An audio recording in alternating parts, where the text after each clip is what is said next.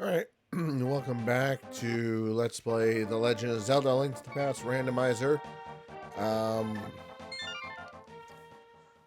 In our last video, we did get the lamp, and so we can now rescue the old man, which is nice. But we also got the Titan's Mitt as well. So what we now know is, we are mirror, potentially. Slash,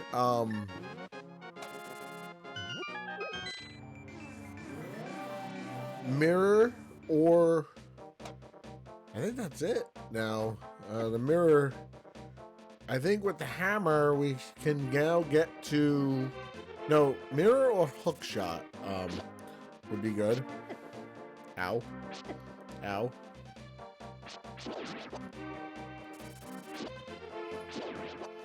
So we will go into pod.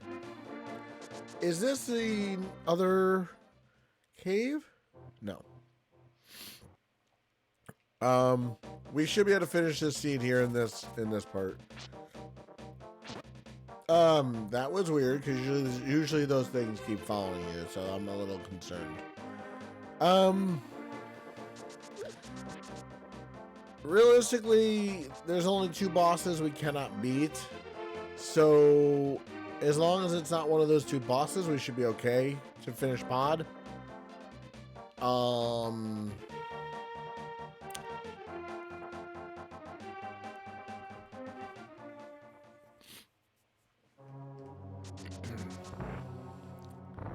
with pod being the green pendant, yeah, this is good. And we have none of the dungeon items, which is unfortunate.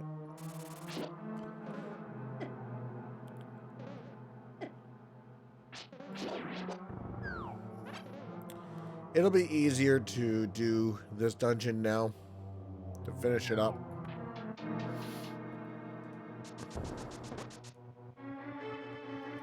Far easier than it would have been before.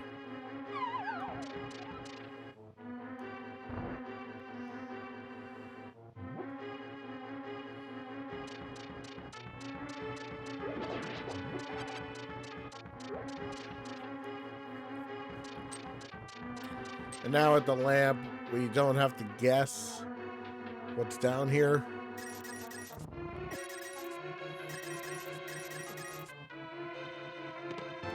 There's the compass. We need the big key also, which happens to also be in the same place. But there's the torch. That, as long as you do that, you makes it, like I said, the fire rod puts that into logic, so.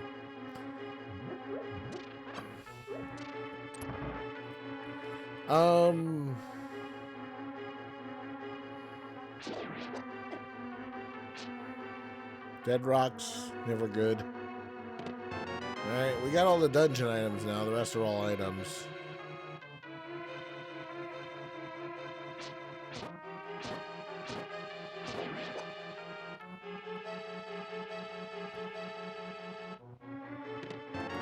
Well, there's our first bottle. So sick kid now on the board, if we want to go that route.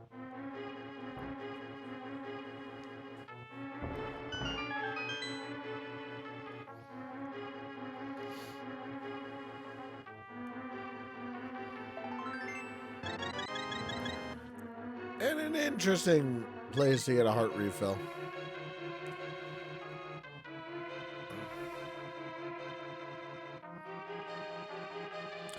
The dark maze is not easy to do.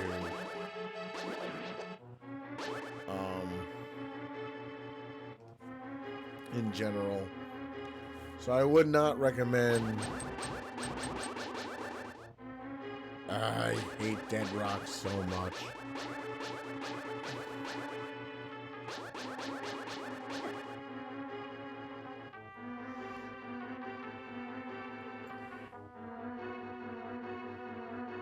We can go straight to the end of the dungeon now. So we know for a fact that we are looking for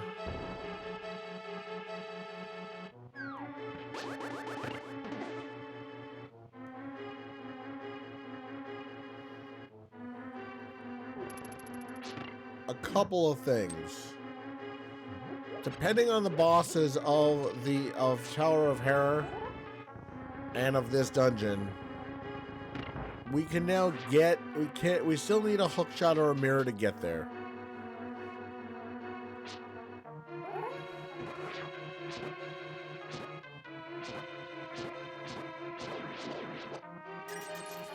Obviously this one much easier. You still do need an arrow to move the wall. So if you don't have at least the arrow, you can't do very much. So that you still have to do.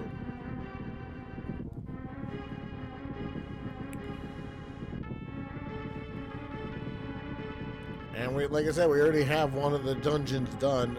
The biggest thing is what the boss of this dungeon's gonna be, and how hard is it gonna be to kill him or her or it. So I mean, it is what it is. So.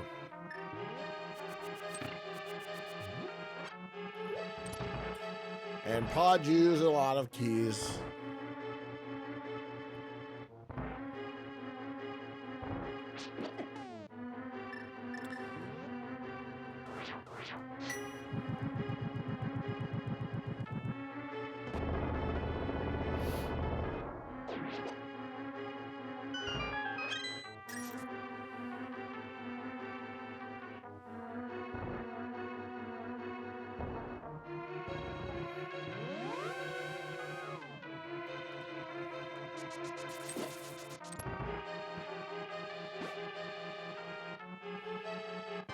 Blind.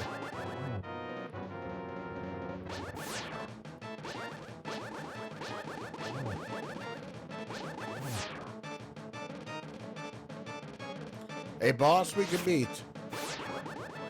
And who's, for some reason, not working properly.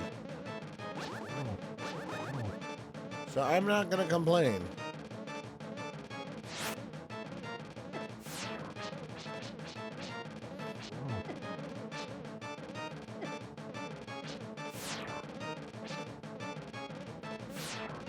Now he's working properly.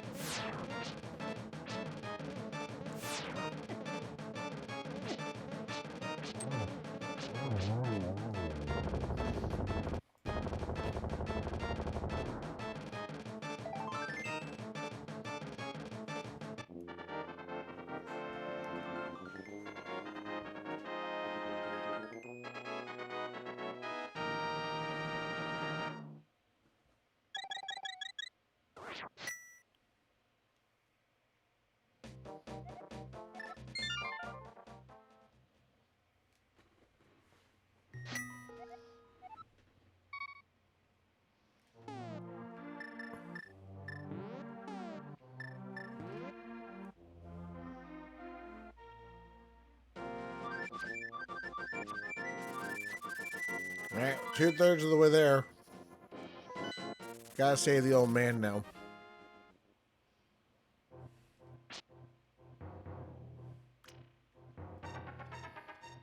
I mean, you can just see that even saving the old man is not a picnic.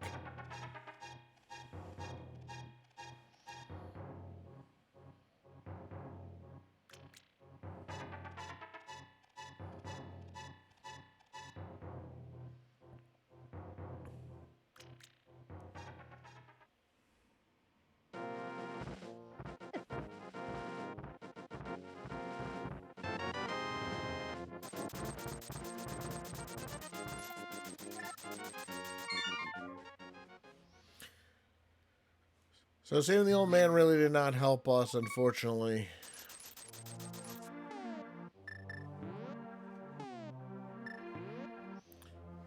Might as well go to the village and see what Sick Kid has been hiding this whole time. We can now go to the Misery Mire area. It doesn't even matter what the medallion is we have at this point.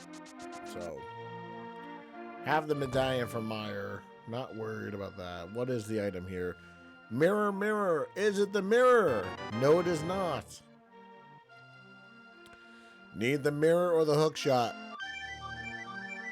And I'm actually hoping not to see. We don't have the flippers, so Ice Palace is not in logic at all. No mirrors, no books, so no Desert Palace at this point. What is the medallion here? It is Quake. Could go in there. I don't know. Oh, we do have the flippers, but we don't have the mirror, so there's that. Come on, mirror. There it is. Mirror gives us access to Hera. We're out of here. We might be in go mode. I'm going to put it on the screen because the only thing is it depends on the boss of Hera. If it is one of the bosses, if it is the boss that requires the hook shot or it's Trinex, we are going to take that go button off. If it is a boss that we can beat, such as Helmasaur King or Armos Knights or any of those bosses, we are good.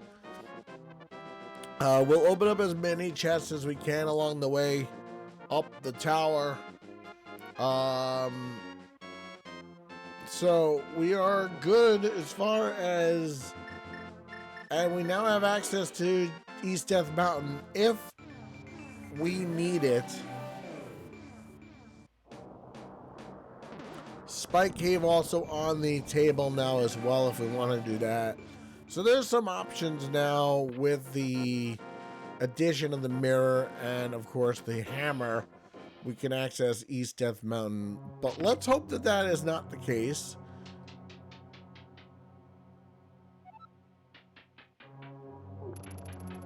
Okay, so we need the big key. It does not have to be. It could be in one of the. Remember. Oh, that's a great place for the key, I think. And like I said, the only thing that's stopping us right now from beating this seed is the question of whether this dungeon's beatable. Is what the boss of this place is. You know, that's really all that it's stopping us from.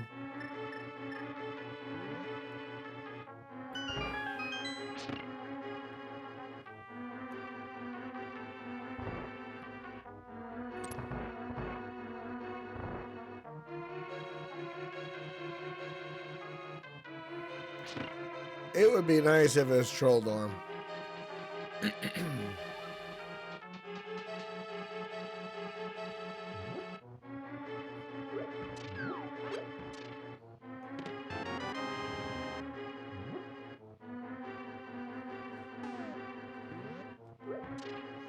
The item in the basement is gettable, but let's hope to not have to get it. I'm going straight to the boss because the only thing that could help us would be the hook shot or the ice rod. And do we need either one? Do we need either one? It looks... Oh, it is Mothula. Easy fight. So, definitely in go mode here. An easy fight.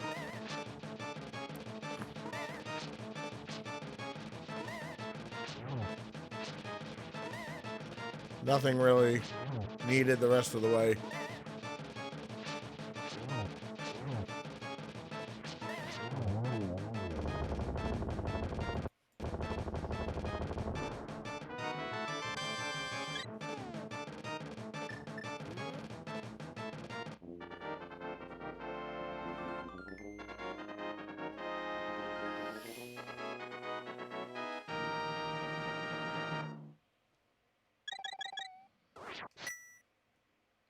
Only 3 parts for this one.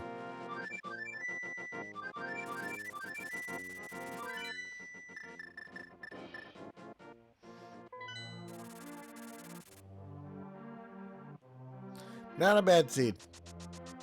Not a bad seed.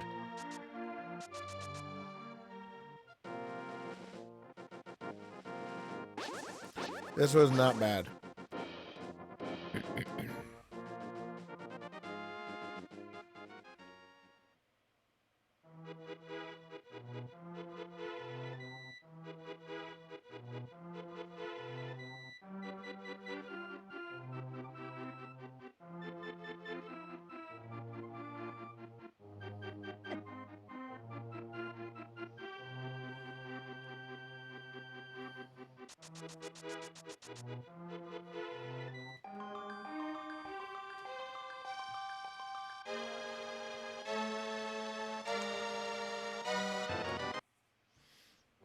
Well, with that completes our third mystery seed. And again, I would like to thank everybody for joining us. I'm just going to talk a little bit over the credits and kind of tell you what to expect next. This was a three-parter. Probably could have been done in one, ultimately, but it is what it is. Didn't realize that it would be kind of a quicker seed. You know, being a pedestal seed, being 3 easy pendant dungeons. And really, there wasn't a boss that we necessarily had a problem with. It just worked out that way. It was a complete enemizer with boss shuffle as well, so that made it interesting. It was also based on the original NES style gameplay, which was also nice that we didn't have to go looking for keys. So it was all in all a nice, relatively nice, easy seed. We didn't even have to, we only did one of the crystal dungeons, and realistically, I don't even think we needed to step foot into it. But Thieves Town in general is never a bad thing to beat, even if it's a crystal or a pendant. It's just such a short dungeon, and it's so potentially good item density that it's not bad, especially if you're in Skull Woods having to do that also. You could always pair them together. And you're also seeing some of the different credits here with the enemizer was the lockpick. And Zora had a shield for sale. We never found one of the shields here. Didn't find Ice Rod. No idea what that is. Obviously, don't even know where Trinax is at this point. Don't care. So, and this is also giving you what you would have found had you turned in the mushroom. You would have gotten a heart container. The lumberjacks obviously didn't have a problem with obviously Aga 1 not being even in the seed at all. So we didn't have to worry about Aga 1. I do want to mention, I was thinking kind of like hemming and hawing back and forth. Do I want to do a strict 100% playthrough of the randomizer, or do I want to do a 100% run through of the original game? And so I am thinking about it. I'm not sure. I do want to do another mystery seed pretty quickly, because I really do enjoy not knowing at all what I'm getting. I don't know anything until I start, whether it's open or closed, or if it's inverted, or if it's key sanity, or whatever the case may be. It's really one of the most fun things to do, and it's the best part of the randomizers, the mystery ones, just never knowing what you're going to get. And I think we're going to, at this point, stick to mystery seeds for now. When we go to live, maybe we'll do something different. I'm not sure. But at this point, for right now, we're going to stick with mystery seeds, just because, again, I won't know, you won't know, until we start going through the seed. We didn't know this was a pedestal seed at all until we went into the Dark World. So it was really good to know. So again, we're just finishing up here. You're going to see all the credits here, the final time and everything like that.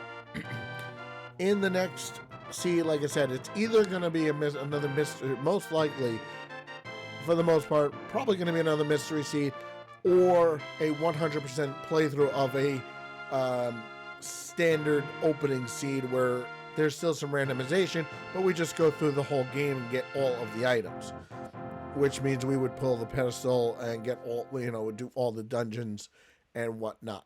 So we would do Ag and stuff like that. So again, hope you've enjoyed it. Again, if you can put in the comments what kind of seeds you may want to see. The only seeds I can't do are the ones that have glitches involved. I have no idea how to do the glitches, so we're going to stay away from that. Oh, and even better, we stayed away from ice pellets, which was nice. And this was a far nicer seed than the last mystery seed that had me do Aga for the big bomb to get the 2 items I needed for go mode. So hopefully you watched that one. That one was really, really a mess. And that's why, like I said, that's why we just decided to divide it up.